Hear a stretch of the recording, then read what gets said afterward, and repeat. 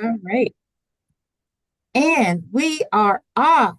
Good afternoon, beautiful folks, and a happy Wednesday to you all. I'm so excited to be here with you this afternoon. I need to say that I honor each and every single one of you. I know I say this every single time. You've heard it a million times, but we really can't say it enough that we honor you, each and every one of you, for committing time and energy to building, rebuilding, and supporting our community. We thank you all so much for the work that you do. Working with you each is always the highlight of what I do here at the foundation. You're the heart and you're the breath of the foundation and what we do, and you're the living fabric of the community. So without you, we could not, as a community foundation, do what we do. So we appreciate you. The community appreciates you. Your program participants appreciate you.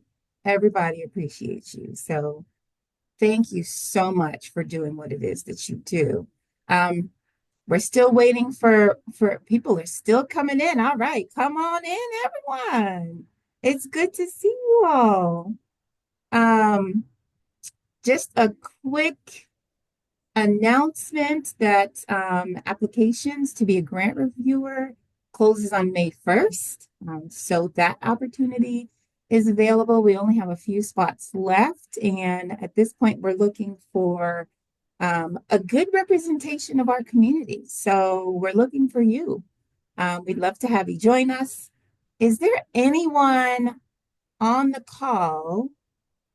And again, because I'm in presentation mode, I can't see all the faces, but is there anyone on the call that can speak to their experience as a review team member? I can't, let me see if I can pick on some folks. Who has been a review team member here? Let's see.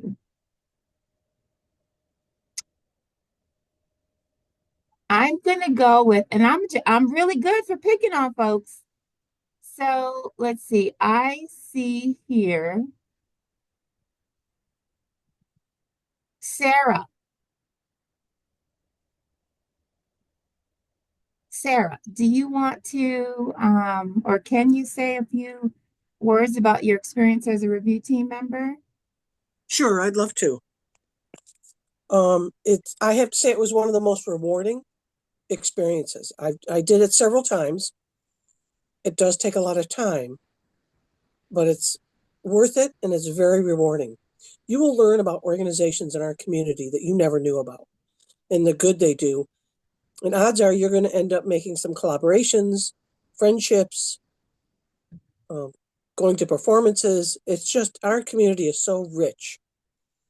And I highly recommend volunteering for one of these. You won't regret it. Thank you, Sarah. And I promise I did not pay Sarah to say that. No, no, and I know but it is time consuming, but man, it's worth it. Yeah, absolutely. Thank you so much, Sarah, for that. Got I it. did put the link in the chat for the application if anyone is interested. And for those watching the recording, you can find all this information on our website at cftompkins.org. Thank you again, Sarah. Appreciate you so much. We're just going to jump right in here as people still are coming in. I see, let's see. I see Shannon. Shannon, hi, Shannon. Saoirse Pastors, my favorite potbelly pigs in the world. Just wanted to say hello. Hi. How's it going? Sorry, have to, I'm not quick on here. You know that about me. I know it's totally fine. It's totally fine. I just wanted to give you a shout and say hi. Thank you. But we're gonna jump right in because there's a ton of information that's going to be coming at you, and I'm sure you all have a ton of questions. So I want to be the first to invite you and welcome you to our 2025 Empowering Resilient Communities to Thrive information session. So during our time together, we're going to go over some basics, review our grant guidelines, and then we're going to take a look at our live application. So I'm going to take you through the actual platform, show you what that all looks like.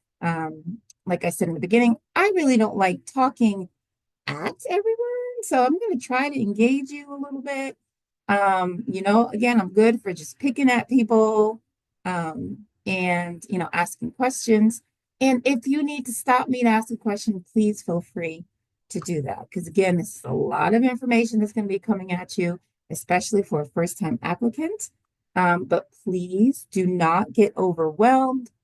It's a lot. We know it's a lot. You can always rewatch the recording or make an appointment to see me. That's one thing that we are really good with, is making myself available, either through the online link that is actually going to be on the application, and I'll show you all that later. You can set an appointment with me on Tuesdays and Thursdays between 3 and 5. And then I'll be at Dunkin'. Used to be called Dunkin' Donuts, but now it's just Dunkin'. Over on South Meadow Street every Tuesday during the grant cycle.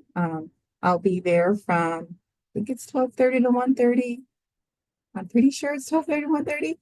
And then, there are other ways you can get in touch with me by just calling me on my cell phone. My cell phone is listed everywhere. It's on my signature. I can also be reached via email. You can call my office. I am here for you. So you are not doing this alone. I see some folks still coming in. Welcome, everyone, on this call and everyone watching this recording. As we begin, I like to kind of ground ourselves in the values that I want to shape this space, and that's respect, that's listening, and that's reflection, and that's also courage. I like to point out that we acknowledge the interesting dynamic between grantees and funders, and we try to do our best to break that down, so that we can create community and we can create relationship. So I just wanted to throw that out there. Just a note of housekeeping. Please keep yourselves on mute when you're not speaking. Be respectful and kind to everyone. No judgment. So there's no such thing as a silly question. And write your questions in the chat as they come up. If you're like me, when I think of something and I have to hold it until the end, I usually forget what the heck I was going to ask. So as your questions come up, just write them in the chat. One other thing I want to show you, you can find up-to-date information about our grant cycles, and this latest Q&A, this video will be at this link. I'm going to put it in the chat. This is me trying to manage 3 monitors. All right. Hopefully you all got that. And that will be updated once this video converts and all of that great stuff. All right, so we'll get started. My name is Gloria. Last name is pronounced Kwaku, also known as Joshua's mom. A community organizer and advocate. I've met a lot of you during my community work while I was at grad school at Cornell. I graduated in 2019 with a master's in public administration. I also met a lot of you through my last role as community engagement director at GIAC. I joined the Community Foundation in 2022, and I now serve as the Chief Equity, Engagement, and Grants Officer. Grant cycles are certainly the highlight of my time here. Been here since 2022 and kind of never looked back. Some key values that drive the work that we do here at the Community Foundation is community and engagement. We enjoy and we value times where we get to connect with you, build relationships with you, moments like these where we get to, connect and share a space. They're really important to us. Integrity, we have strong moral principles and ethical values in everything that we do. Racial equity, relationships, and social justice are also our values. And we don't just show these values in name, it's written everywhere, but we also practice them as well. So there are two main grant cycles. We have our library grant cycle, which is designed for the 33 libraries in our Finger Lakes library system. So if you are not a library within the Finger Lakes Library Grant System, you are not eligible to apply. We just closed out that grant cycle. I think it was like last month or so. We granted about $150,000 to about 26 of our libraries. Then we have our Empowering Resilient Communities to Thrive grant cycle, which is a very long name. We understand that. Which is our cycle that is now. It'll open later today, hopefully by 5 p.m. I do have to work out some kinks, and it closes on May 14th. If you have out of cycle needs, that don't align with if you're not a library or it doesn't align with our grant cycle, we do have opportunities for you to apply for an off-cycle request. And that is to help support you for urgent needs, something that is emergent, an emergency happened, or something that has a specific timeline that doesn't work with, our grant cycle timeline. There are ways for us to support you for an off-cycle request. My information is there, my email is there. You would contact me, and then we'll kind of take it from there. A good example of an off-cycle request that I like to use is the Downtown Ithaca Child Care Center, who had a boiler that broke. I think this was probably last year, December, not the 2024, but 2023. They had a boiler that broke, and we were able to respond to them within 24 hours. And that boiler was covered. So, if you received funding from the foundation last year, so our spring 2024 grant cycle, you had a grant report that was due on January 31st. We did send emails that went out. Oh, we still have guests coming in. Give me a second while I admit our guests. You did have a grant report that was due on January 31st. Hopefully this is not news to you. That would not be good if this is news to you. If you received a grant in 24 and have not submitted a grant report, you are not eligible to apply for this grant cycle. We understand that things do come up. You may have been on vacation, or it may have been assigned to someone else within your organization that is no longer there. We understand that these things happen. So if you are unsure, or if you need to clarify or something, just reach out to me. I will put my email in the chat as well. So reach out to me, and then we'll figure it out. The application, like I said, will go live at 5 p.m. tonight.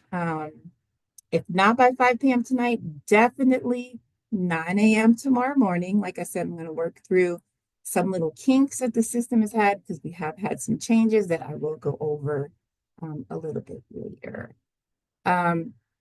If you do receive a grant from this grant cycle, you will have a grant report that will be due next year. And that report will be due on March 31st. We're giving you 2 extra months than this year. This year was due January 31st, but we realized that with coming back from vacation and the Christmas holiday and the seasons and all of these things, we realized things happen. So we'll give you an additional 2 months to fill out that grant report. The grant range is from $500 to $12,000. This is $2,000 more than it has been historically. We have granted no more than $10,000 in the past, but we've increased that amount this year. Just also a reminder that we are granted unrestricted funding. We are one of the few organizations or the few funders that do unrestricted funding, and that means that our funding is not tied to any specific project or program. It means that you can use it for your operational budget, you can use it for staffing, you can use it for whatever it is that you want to use it for. You can pivot in ways that you're not able to do with your other funds. You will notice that on our application, we do not ask about what you will do with the funds. This is new for some folks, but you don't have to try to throw it in there. Within the application, you don't have to do all of that. We are funding your mission, organization, and not a specific project. And then when you start to name projects that you want to use the funding for, it kind of confuses the reviewers, and then the reviewers sometimes get stuck on the details of your projects more than the organization as a whole. We do like to emphasize that our staff don't just sit at a table and decide who gets the funding. We don't look at the applications and say, oh, I like the way they answered this, or I like the way they answered that. We don't do that as a staff. We are very intentional in our grant review process. It's fueled and driven by our community members. Applications are assessed and reviewed using a scoring rubric that we have come up with based on how well you convey your stories and the information that is presented on your application. It's not about sentence structure. It's not about the use of big words. It's not about, grant speak. We understand that you all's organizations, some small and some big, have actual grant writers, and some of you don't. Some are all volunteer organizations. We understand all of that. So we are looking at the content that you're trying to convey more than grammar, I guess, so to speak. The other thing that I wanted to tell you all is that our review team members are trained and they go through an implicit bias training. We understand that implicit bias is rooted in everything that we do, especially when we're, reading other people's writing. But we do have a training that our review team members have to go through that will help them navigate their own biases when reviewing their applications.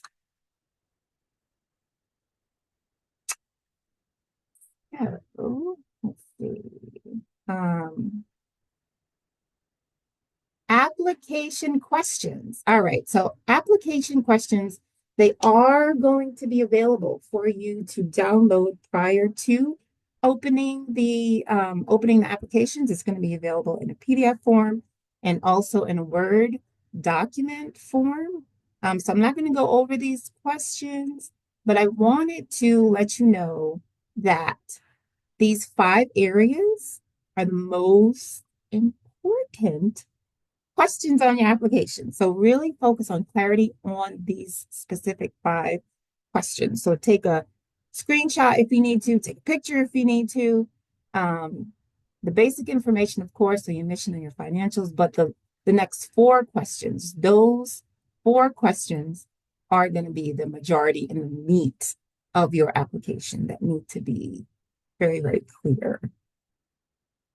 All right, so moving on. Did I miss something? Oh, I missed a slide. I apologize. So in addition to our discretionary grant making line that we have to fundraise every year. So this is the amount that we set aside and we fundraise for specifically for our grant cycles. We do something called matchmaking. And this is how we magnify our philanthropy. So we have additional support that we offer where we look for alignment based on your request to our special issues fund. Um, so in our application, there is a question where we ask your priority area. And this is where we're looking for that match, like to make that align the alignment. So we house very specific, it's called field of interest funds. So we have funds related to children and youth. We have a fund related to social justice. We have an arts and culture fund. So we have different funds where the amounts that we have in the funds can help fill the gaps in our discretionary grant making line.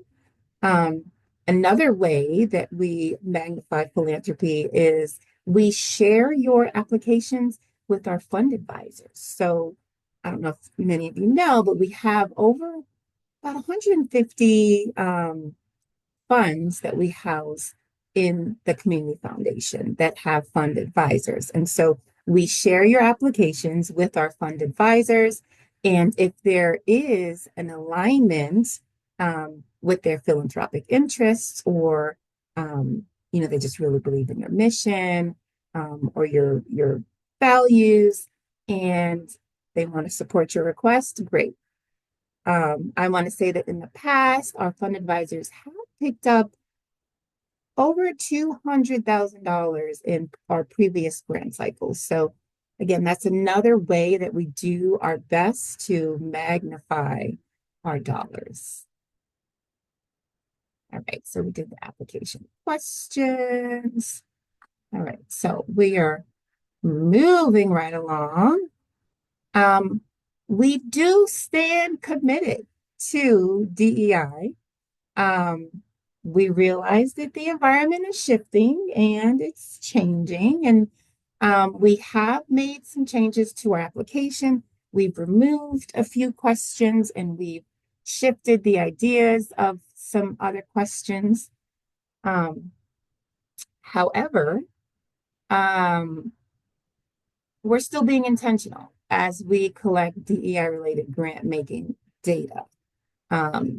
We took away questions that ask about gender, sexual orientation, race, ethnicity, levels of ability. So all of those questions we took out, but we still want to know how and if you capture demographic data of the population that you serve. So this has been a difficult question for some because a lot of organizations don't do surveys and they don't, specifically ask these questions.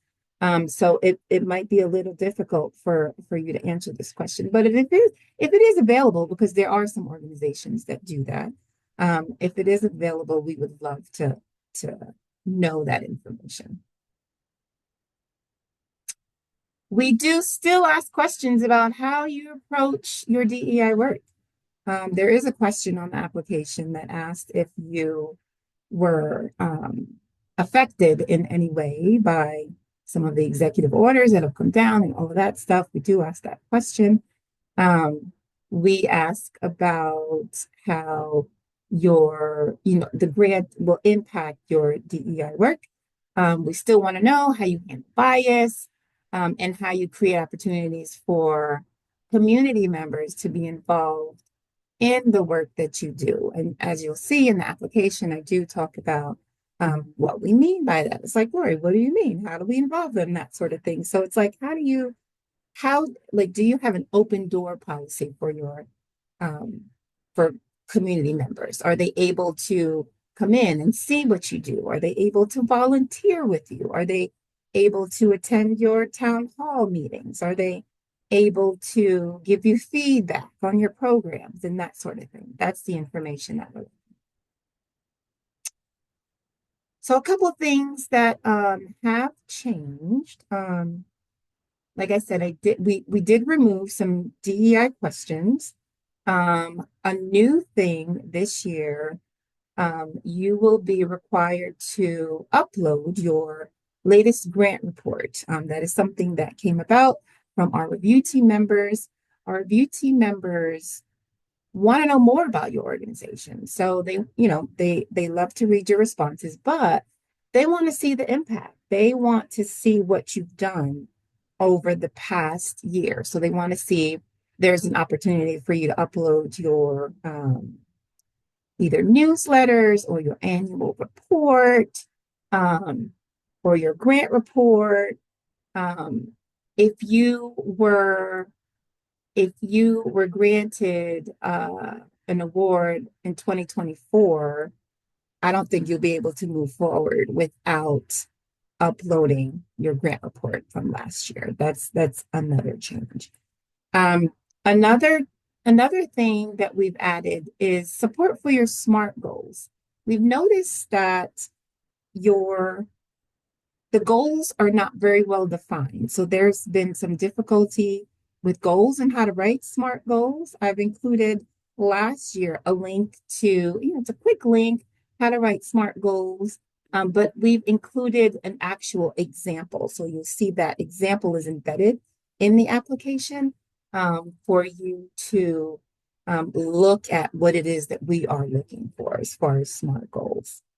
We've updated our grant guidelines, which I will review in a second. And we've simplified some of our language. We realize that there is some ambiguity in some of our questions that we ask. So we've simplified some of our language. And not new this cycle, but new last cycle, we've included implicit bias training for our review team members. So I know this is a lot of information, and a lot of questions will be answered once we've gone through our grant guidelines, which is the next thing that we're going to do. But I did want to open it up for questions because, like I said, I feel like I am like talking at folks, and I don't like talking at folks. So give me some questions. I'll take like a couple questions. We'll pause for a minute. Quick water break. Let me grab some water.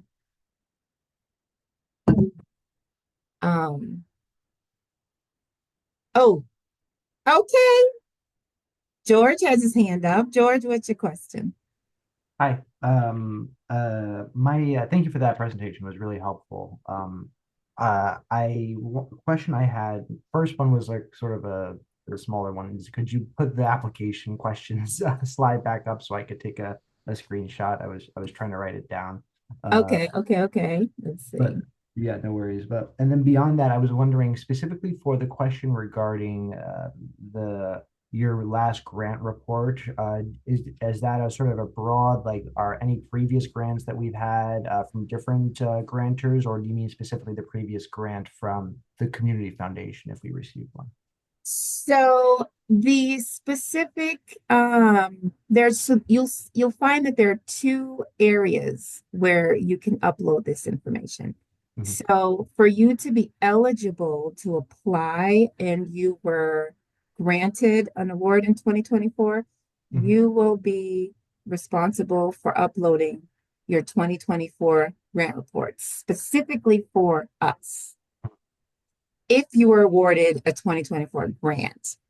Now, in a different area of the application, we ask you to upload whatever it is that you want. So whether it's a newsletter, an annual report, a mailing, anything that shows your impact.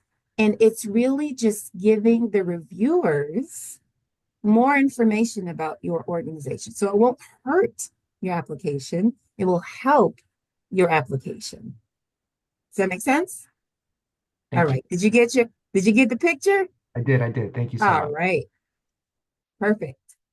All right, Susan. Hi, Susan. Sorry, I forgot to put my audio on. Because I am listening to this presentation as a board member for my organization, I'm supposed to bring it all back, right, to the people, managers, because they were busy with something else.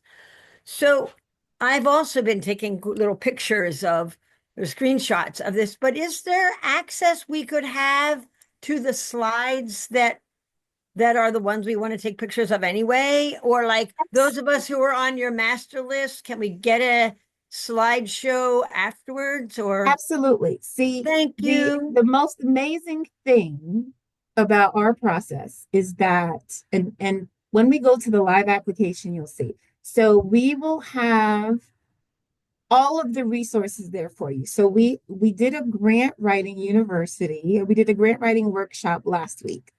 So we will have that uploaded so you can watch that.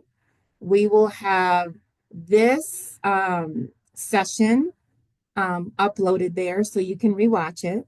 We'll have the PowerPoint slides available there so you can access that as well.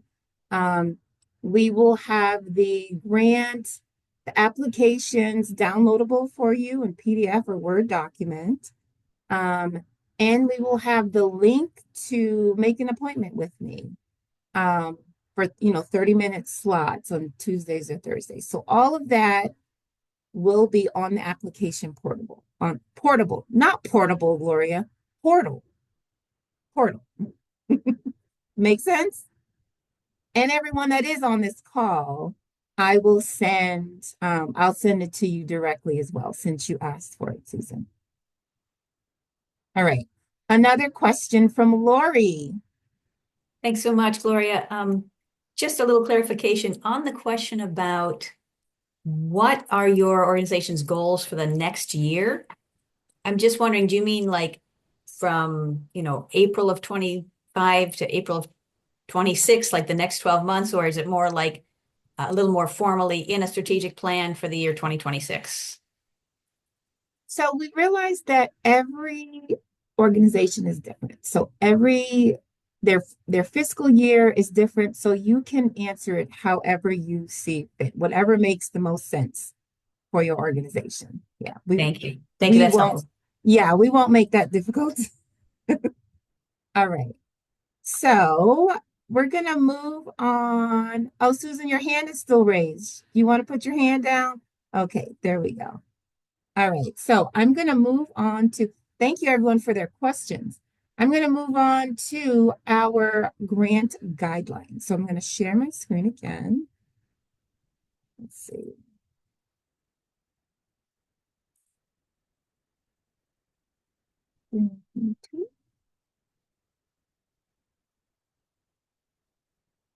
Everyone see the guidelines? Thumbs up? Okay, perfect. Thank you, Laura. You're the one that's in my square, so I can I see you. I can't see everyone, but I can see one person, one square, and that's Lori. So thank you so much. Okay, so I'm not going to cover everything on the guidelines again because all of this will be available for download and for you to review. But here is our mission. You will see that everywhere. Our mission is embedded in everything that we do. Here you'll find some important dates, right? So dates that you want to keep in mind. We have the grant range here. It's due May 14th, 5 p.m. Funding notifications will be out by June 20th. I put mid-June because when I created this, we didn't know the exact date, but June 20th, you will have your notifications out. Final report will be due March 31st of next year. Our grant making philosophy. So these are the things that we promise to you. Let's see.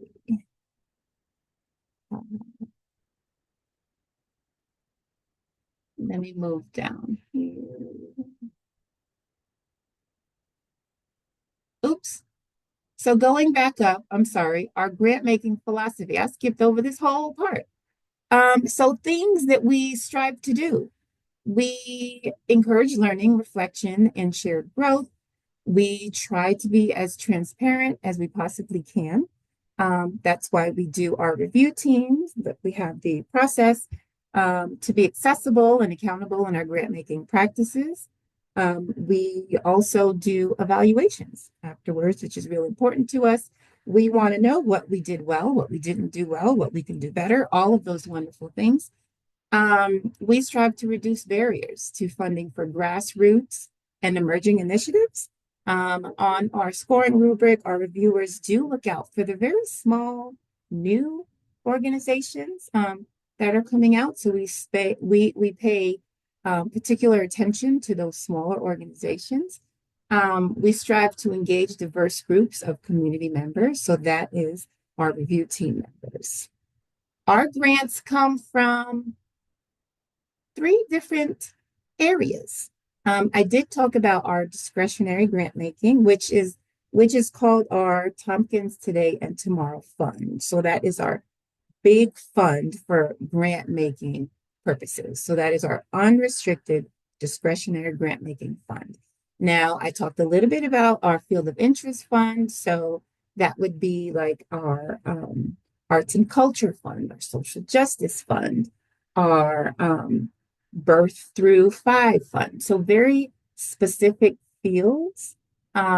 We have those funds as well. So again, as you'll see in our application, there are areas where you can click specific areas that will put you in this pool of applicants to be able to get grants from those particular funds. And again, we have our donor advised funds that I talked about, over 150 donor advised funds, who help to fill those gaps as well. So those are our 3 areas that cover our fund making to you. So our promise to you, I will come back to the important tips for a strong application, but our promise to you, we honor your time and your effort in applying. We understand this is a heavy lift. It's not easy. Applications are not easy. That's why we really try to put our application cycle in a time period where there weren't so many going on, so that you aren't juggling so many applications at once or juggling deadlines at once. We promise to treat you with respect and care throughout the entire process. So if you reach out to me and you're like, Gloria, I need your help. Oh my God, I can't do this. I'm not going to be like, okay, well, go to my office hours and you can meet me there, or, whatever the case is. We promise to treat you with kindness and with respect. We promise to provide clear and timely communication. You will hear from me during this process, especially if your application is still pending 5 hours before the deadline. You will hear from me. There are some people on this call that I know for a fact have waited until the last minute. You will hear from me. You will hear from me. We promise to offer you feedback, whether or not you receive funding from us. We do offer feedback from our review team members and their comments and such.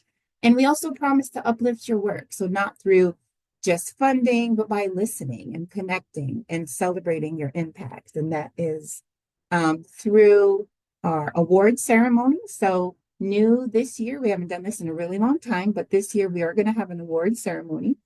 So that'll be an opportunity for us to celebrate you as well.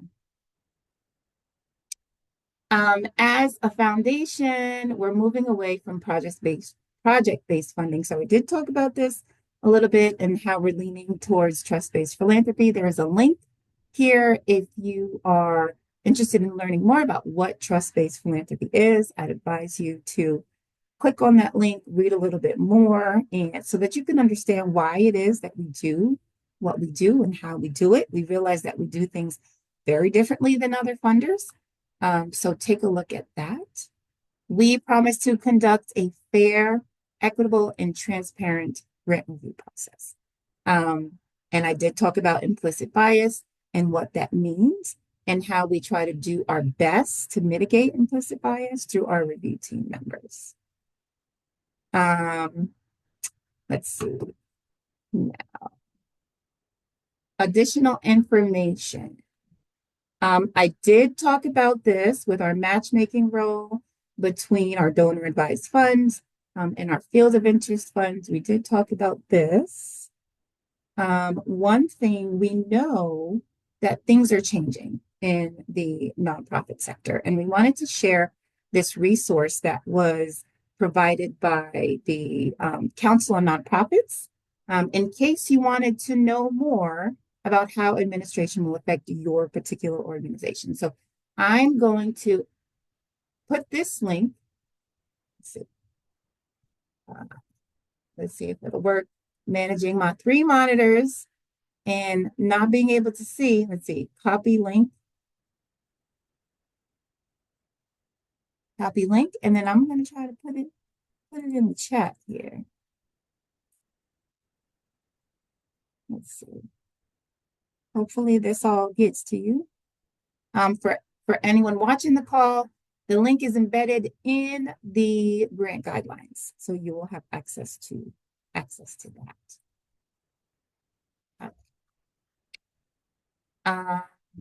Lori, did the link work? Okay, good. Yep, Lori's on my box. All right, our guidelines are very, very simple, very easy. The application has to be completed between today at 5 and May 14th at 5 p.m. So that's a few weeks. Late applications will not be accepted. But again, we realize things might happen. People might get sick. Things change, and we understand life happens. So we will always be accessible for, questions, or if we need to work things out or whatever it might be, we are accessible. The link to the application is going to be on our website. If you received a grant last year, you are going to be required to submit that grant report within the application. So that is something that is new. It will affect your eligibility to apply. But again, don't let that deter you from applying, because we can work things out. So if you do need to, you still need to submit your grant report, reach out to me. Sarah raised her hand. Sarah, what's up?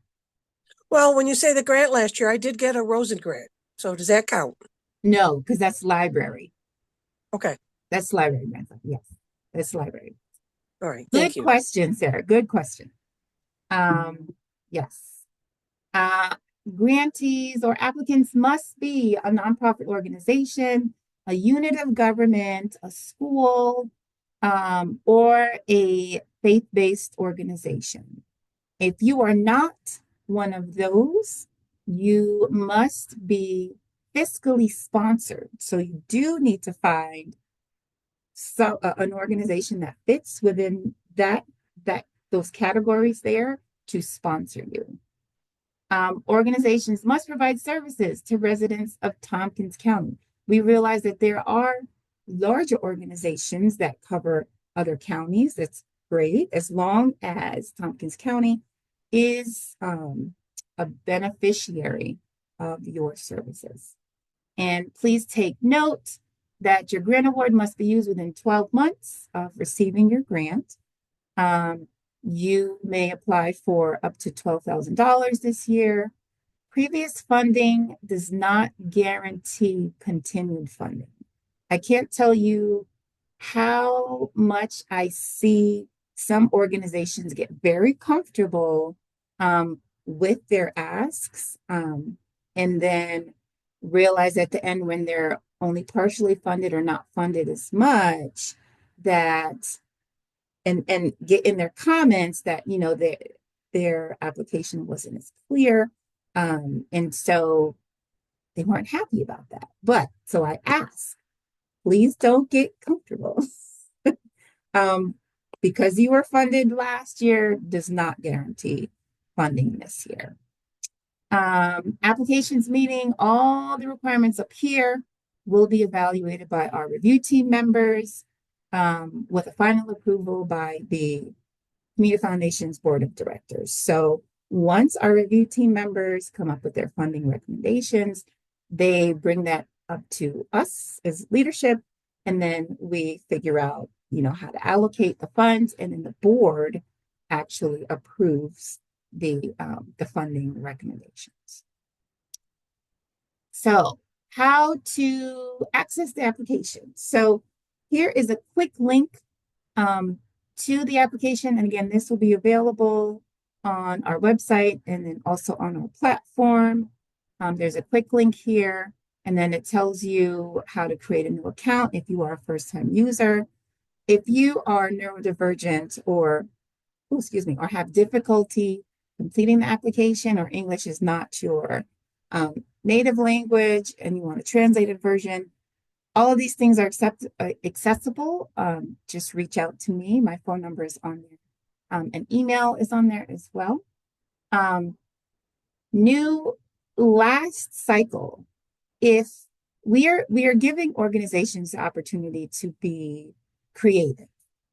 If you can create a video or a PowerPoint or a white paper or something that can and will include all the information that we're looking for, you can submit that in lieu of an application. We haven't received any of those yet, but who's to say that won't come up, but that is available to you. Review teams will focus on the following: making sure your application is complete. I can't tell you how many people sometimes think that they went back to answer a question, but they've left something like to be completed by executive director, or working on this right now, or they haven't gone back and looked at their application to make sure that all the answers are complete. So they look for completeness, they look for clarity of your vision and your community impact. So hint, community impact, make sure you are uploading that newsletter or that grant report or something that will help strengthen your application. We look to see that your goals are effectively set and that they are SMART goals. I talked about looking at SMART goals and what that means, and including that little link for you, and then that little cheat sheet template.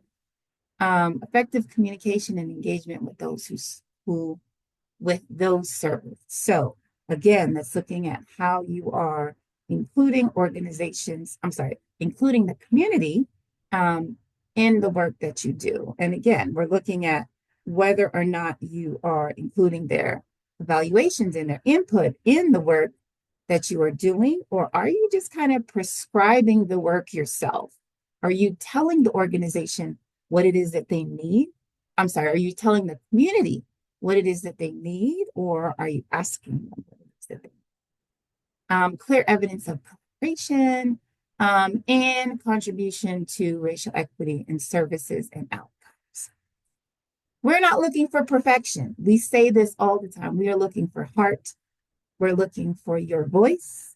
We're looking for purpose and possibility. We're not looking for a wonderfully written federal grant application. That's not what we're looking for. So really just do your best and really show your purpose and let us hear your voice. Here's our timeline. Our due date is May 14th, 5 p.m. Now the review period is from May 19th until June 13th.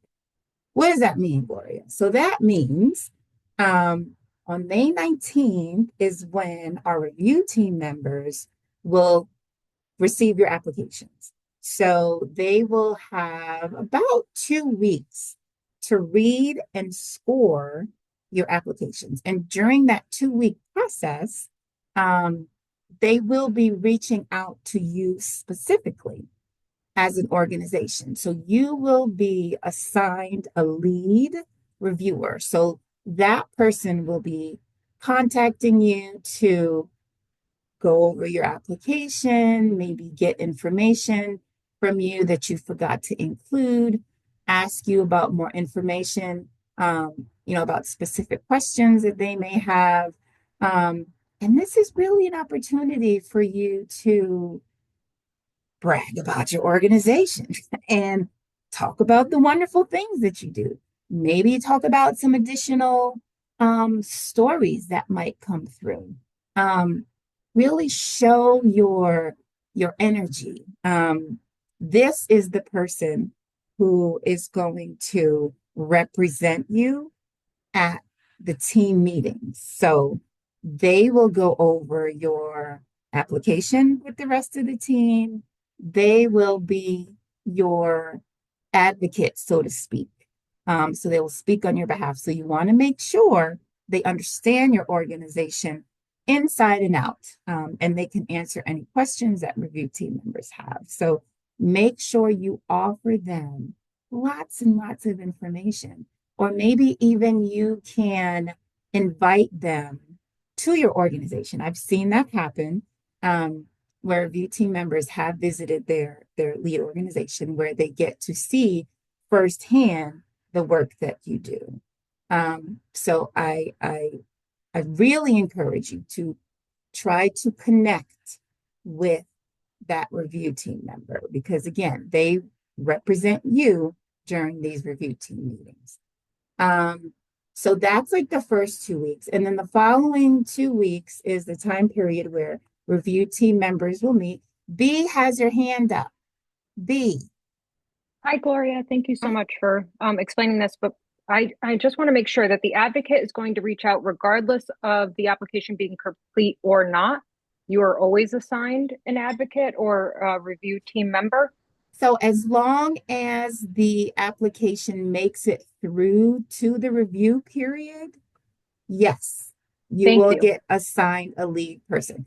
Now, before that process, so that's why there is that period between May 14th to the 19th. That is that period where I will be checking for completeness. I will be making sure that all of your questions are completed. That's when I'll be doing my due diligence during those 5 days. So I understand. Thank you. okay, I perfect. appreciate that. Yeah. Thank you. Thank you so much, B, for that. Great question. Yeah, so review team meetings will happen during that period. They'll meet, and then they'll come up with their funding recommendations from those review team meetings. And then between June 13th and June 20th is when our leadership will meet. That's where we'll meet with our review team facilitators, myself and George, and Amy, who is our philanthropic services and systems officer. And that is where we will allocate funds. So again, looking at that discretionary line, looking at our field of interest line, looking at our donor advice funds and what they kind of, and what they want to support and pick up. And it's like a matchmaking puzzle piece placing thing that we do. And then June 20th is when all organizations will be notified. And 2 weeks, one thing I didn't put here on the timeline was 2 weeks after that is when you will get your review team feedback. So you'll get feedback, and then you'll get comments, and then you'll get your scoring rubric. So how you scored on your application, you will get that as well. A little note from us. Again, I'm just going to keep saying it because I can't appreciate you all enough, but we acknowledge, honor, and appreciate the work that you do. Every day we see you, we feel you, we understand you, we hear you, and we're here to support you in any way that we can. We again understand that this is a heavy lift. We don't want it to be difficult for you. Please know that the work that you do is a fabric and the breath of our community. And then we'll have our frequently asked questions. So I'm not going to go through this in the interest of time. So some really good questions on here, and all of this again will be accessible to you on the grant platform.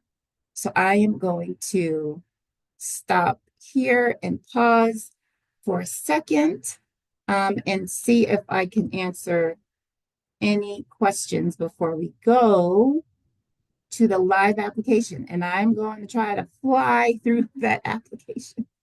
Shannon. Hi.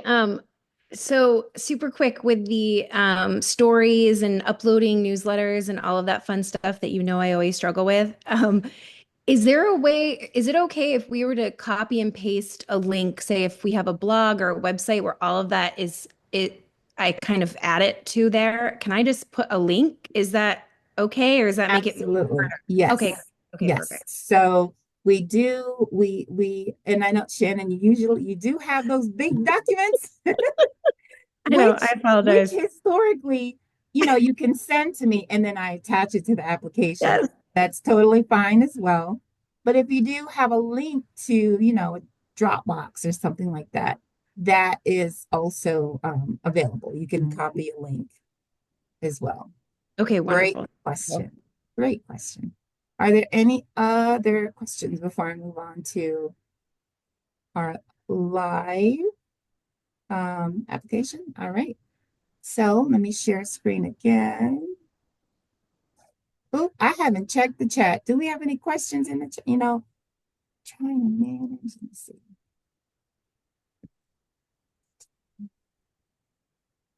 Oh, people have to pop off.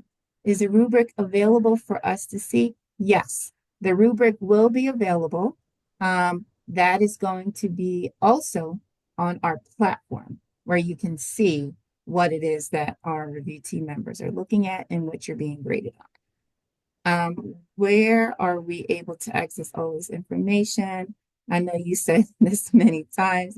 So it will be on our website at CF Tompkins. Here, I'm going to put it in the chat. Let's see. cftompkins.org. All right. So once it's actually up, it's not up yet because again, I'm working through a few kinks. But it will be here. Let me share my screen so you can see what I'm looking at. Let's see, share.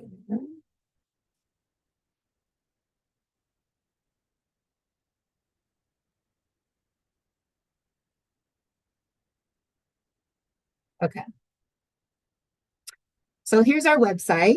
And then if you go to up at the top ribbon, you'll go to granting, and then you'll go down to our grant cycles. So when you click on our grant cycles, what will change is our 2025 grant cycle will be right here at the top. So this will be moved down. Our library grant cycle will be moved down. And our new grant cycle that'll be open will be right here at the top. And then you'll get a link right below it. All right. So we'll move on to our live application. So I'm going to log on. All right. So when you log in, this is what you see. So I'm logged in as an applicant. And then you'll go over to apply. And then here is where your application will be. So I went in earlier and I did the eligibility quiz already, so that's not showing, but I will show you what that looks like. So your eligibility quiz, it asks you if you are a 501c3, and then here are options, either yes, no, but I have a fiscal sponsor. If you click no, but I have a fiscal sponsor, there'll be a space for you to add additional information. Here's where we ask, have you received a grant in the past 5 years? So we're wanting to know if you're a new applicant or not. And then we ask if you were awarded a grant. And then did you submit the grant report? So this all kind of determines your eligibility. And then here's the live application. So I'm just going to scroll down, just very straightforward information. We ask for the population you serve. And here are those areas that we talked about for the field of interest funds, looking at that alignment. So, for example, if you're a children and youth organization, you would, click on children and youth as your Oh, wait, I just realized primary and secondary are switched. So you see, I'm working through kinks, right? So we'll have to switch that. And then there's a new question about if you're eligible for a Howland Fund, Howland Foundation funding. So this is a fund that we hold not within our organization, but it's external to us, and we support their grant making, but they're very specific in aging services, youth services, animal welfare, and the environment. So we ask if you are eligible for that. We ask about your mission, and then we want to know what your organization does. So don't copy and paste something that sounds cool, but just tell us what it is that you do in a few words and in your own words. Tell us about programs that you provide, and if you clicked on one of these priority areas, tell us specifically about those priority areas. Here we ask if you have a website or a link you want to share where we can learn more about you. Here's where you paste that link. Shannon, here is where you can paste whatever link that you are wanting to share with us. Provide with us your latest annual report, grant report, newsletter, mailing, or anything. So this is where we're talking about the good stuff. This is where we want to see the good stuff. Does your organization have a strategic plan? Not everyone does, and we understand that. So there's an opportunity for you to upload your strategic plan. And then there's an opportunity for you to, again, upload your grant report in here. And then we ask about, how many FTEs that you have. And then we ask about fiscal sponsorship, all of those great things. So all of this is very straightforward. We want to know how much money you want. And then usually after every question, there's an opportunity for you to add comments related to whatever that question is. So you can add comments. Tell us a story. This is one of the main questions that is the meat of your application. Reviewers want to read stories that are impactful and compelling and tearjerkers and really moving. Not only reviewers, but our fund advisors as well. We share these stories as well. So anything that can help strengthen that particular story, whether it's using first person, what do you call it, like direct quotes, any of those things. So the story is probably one of the most important pieces of your application. And here's where he talked about, okay, Shannon. Hi, Shannon, what's up? Sorry.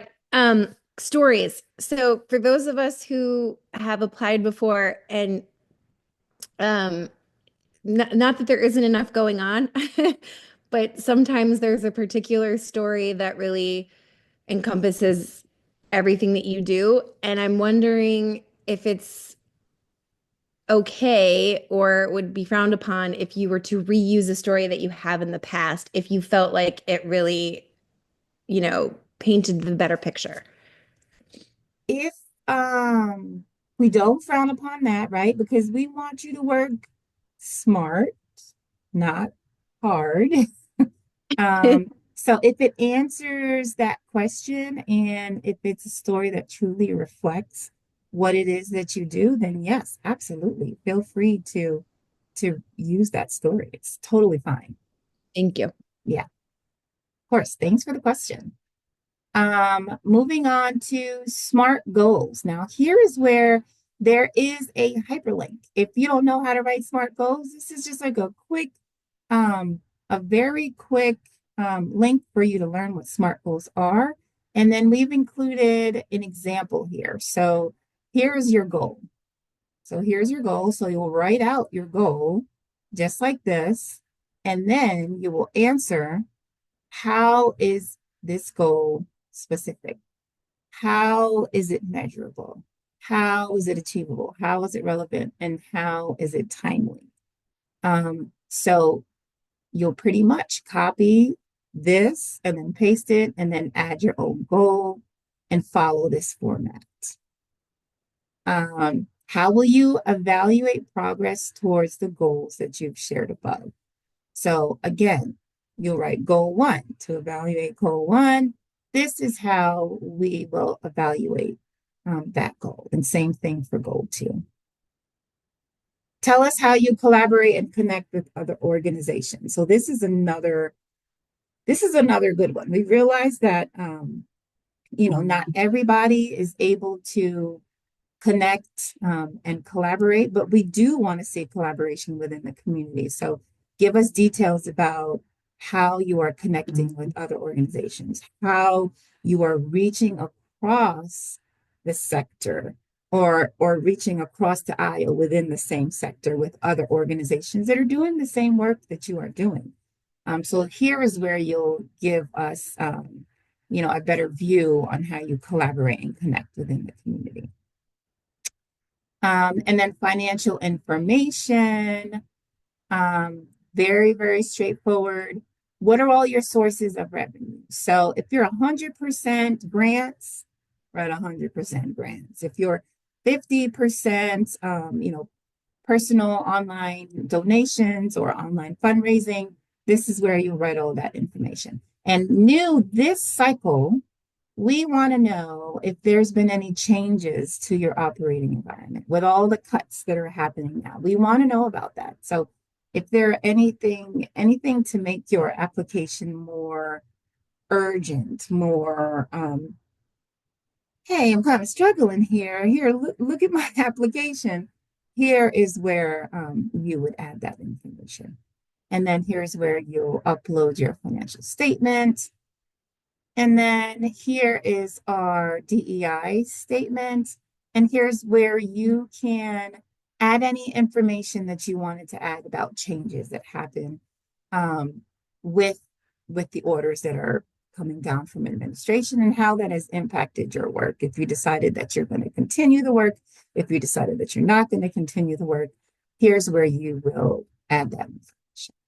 And these are all straightforward. How is your organization doing work?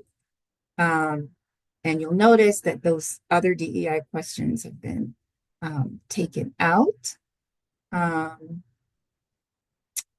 So moving on to any additional information about your DEI efforts that you want to share. So here is where you can just give us more information, where you can say we had to take a pause or we no longer have, that specific DEI committee anymore or whatever the case is. Lori has a question. I think there was one in the chat. I want you to be sure to see, Gloria, about someone from a national organization who had a good question. But my question is, Yes. if you could throw up just for a second, there was something there that said, does leadership reflect people from these groups? And I wasn't quite sure I understood what that meant. Okay. Yes, I will go back to that. Thank you so much. I just couldn't quite catch that, and that seems sort of important. Absolutely. So that is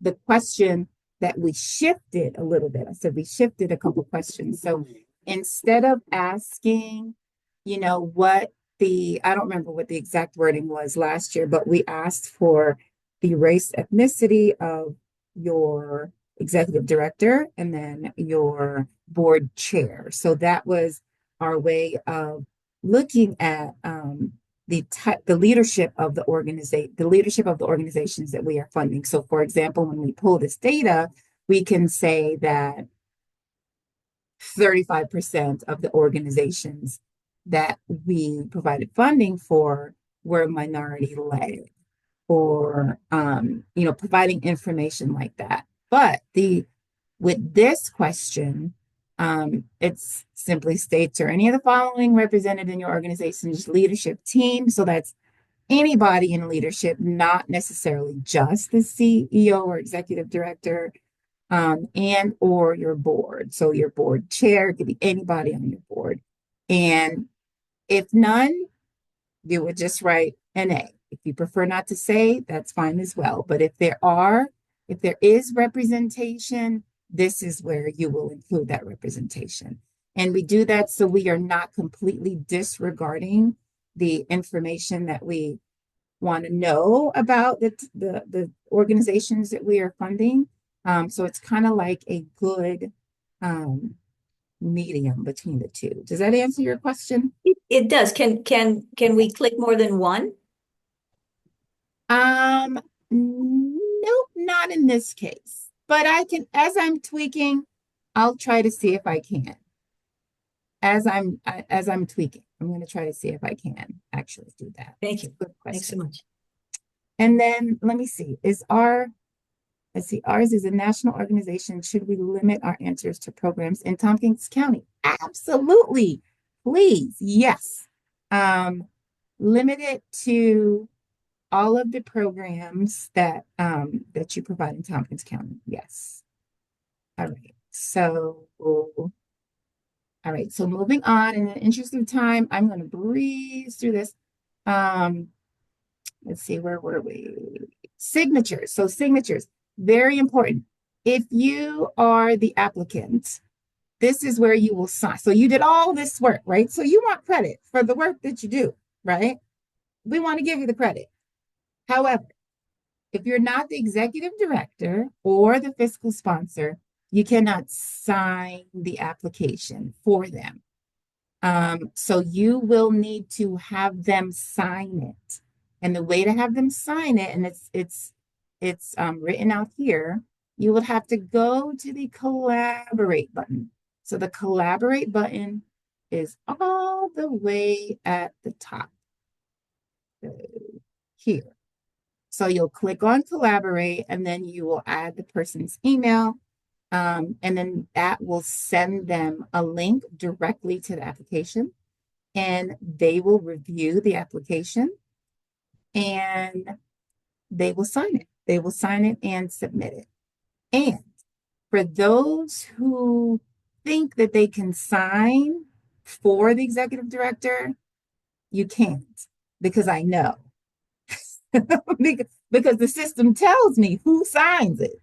So you can't try to be slick and sign it, because the system will tell me. So make sure, if you are not the executive director or the fiscal sponsor, that you do the collaborate function and they sign it for you.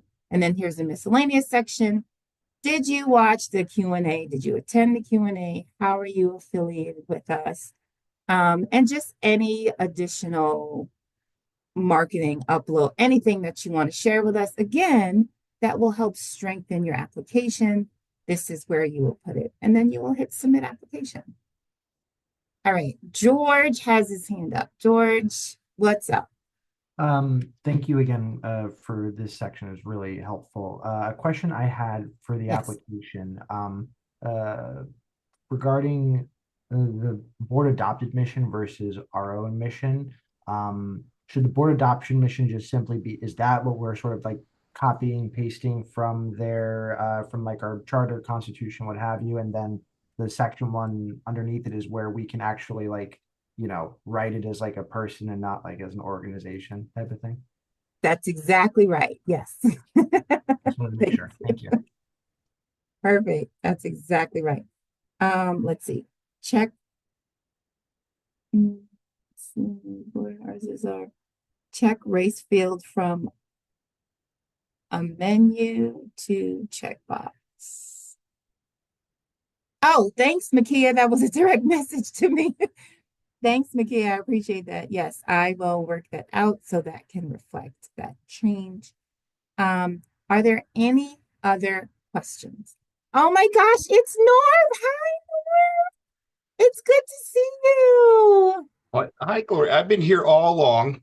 I do have a quick question back to the Yes. DEI section. Correct. You know, we're just a very small staff that supports a large contingency of community volunteers who provide all of our frontline services. And they represent a broad spectrum of individuals and backgrounds and cultures and lifestyles and so forth. So does that have any impact? Should we be adding that into our story in terms of our DEI efforts? Absolutely. All of it. All of it. All of it is very relevant. Yes. Good. Perfect. Thank you, Norm. Good to see Norm, you. I'm gonna miss you. You're retiring and leaving and just leaving us. What are we gonna do? You will survive, but it's been a long journey together. You've come a long way from the days of hanging out in our boardroom. I know. I know. I have, and I appreciate the experience for sure. All right. Thank you, Norb. Do we have any other questions? Abby, you've been quiet. Abby, do you have any questions? I don't, but thank you so much. It's really been helpful. Thank you. Absolutely. Thank you. Donna, do you have any questions? No, this has been great. Thank you. Perfect. And then the wonderful thing is that all of this will be available online, all of it. And then you can always email me with questions. I am totally accessible.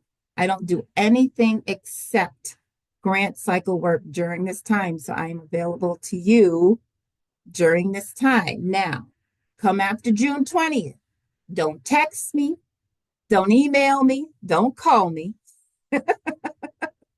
Come June 20th. But okay, we'll try not to submit last minute. Norv, you were one of those people. I was on your email. Like, what are you doing? All right. Well, if there are no other questions, again, I'm here for you. I am rooting for you all. We are not, holding tight onto this funding and not trying to give it out to the community. We want to support you. All of these resources are available. I will be at Duncan on Tuesdays at 12:30.